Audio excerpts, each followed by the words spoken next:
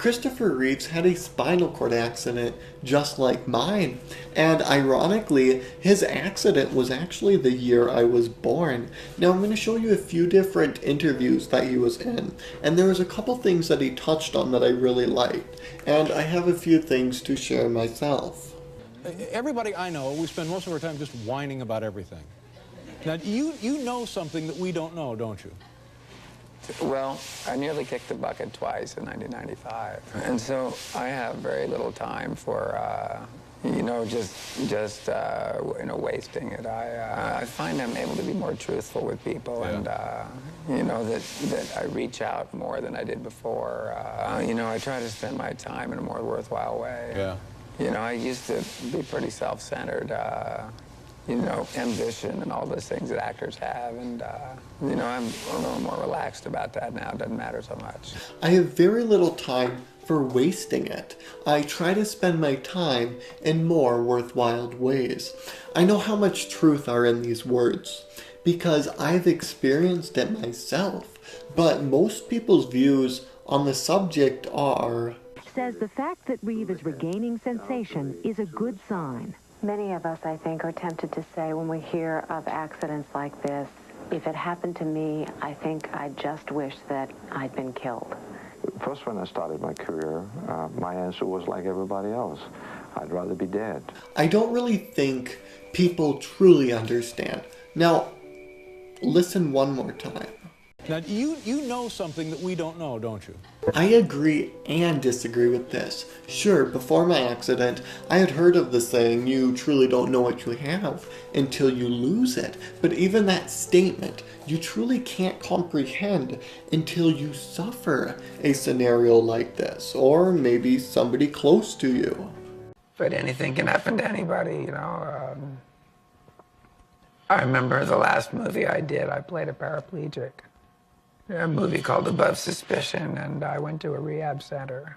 And I worked with the people there so I could simulate being a paraplegic.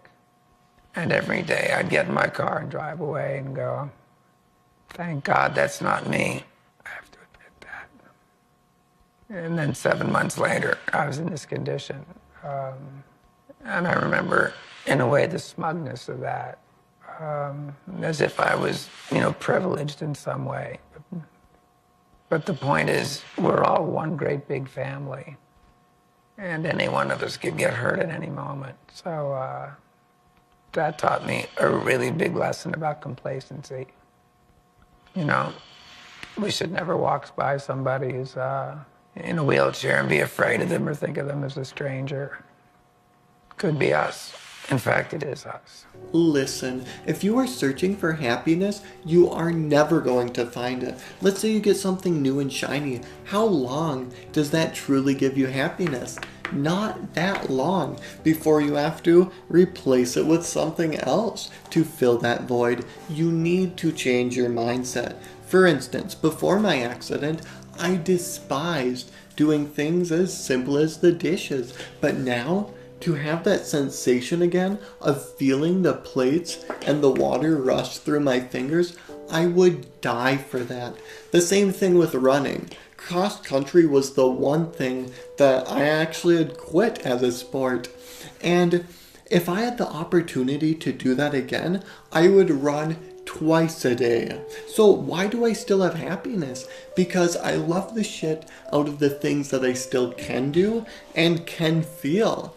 I can feel above my shoulder line. So even when I get something like a pimple, sure, does it hurt for a little bit? But I think to myself, you know what? I'm glad I can feel that pain, because when it comes to pain or nothingness, I will pick pain every time. I know pain is temporary, and if you fight long enough, happiness will persist. So you hadn't had your accident. It was 1 month after his. Wow. We were enjoying the summer sun when I dove off a rock into a lake and landed head first. I broke my neck at the C6 level and was motionless from the chest down. In a way, I'm glad this has happened to me, because it has brought me closer to some things I might have lost. I'm going to show you a clip and tell you something that I really hate to say, because it shouldn't be this way. Every year in the U.S., some 10,000 people suffer spinal cord injuries, most the result of traffic accidents and gunshot wounds. Sporting events account for just 15% of paralyzing accidents. But when our superheroes fall, we take notice. I wouldn't wish this on anyone, but I am kind of glad that it did happen to somebody famous, which just happened to be Christopher Reeves, because, like this news anchor said, begin quotes, but when our superheroes fall, we notice. Let's put that into perspective. There are 10,000 spinal cord injuries a year, but we don't notice until somebody famous gets hurt? Wow. And so the point is we're all connected. Anything could happen anytime. And I regret the attitude I used to have about So people it's who are interesting. disabled. Yeah. Anyone can be affected, and that is why there are certain views that need to change. There are a lot of misconceptions about spinal cord injuries, especially when dealing with sexuality, which I made a separate video for that, and I will be making more in the future.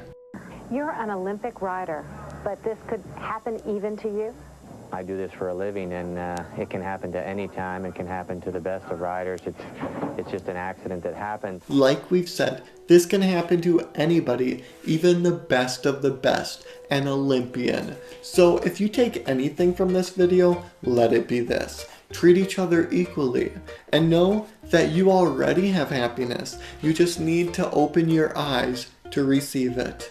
Thank you. I hope you enjoyed this video, and if you would like to see more content like this, please consider subscribing. Have a wonderful day, and I will see you soon.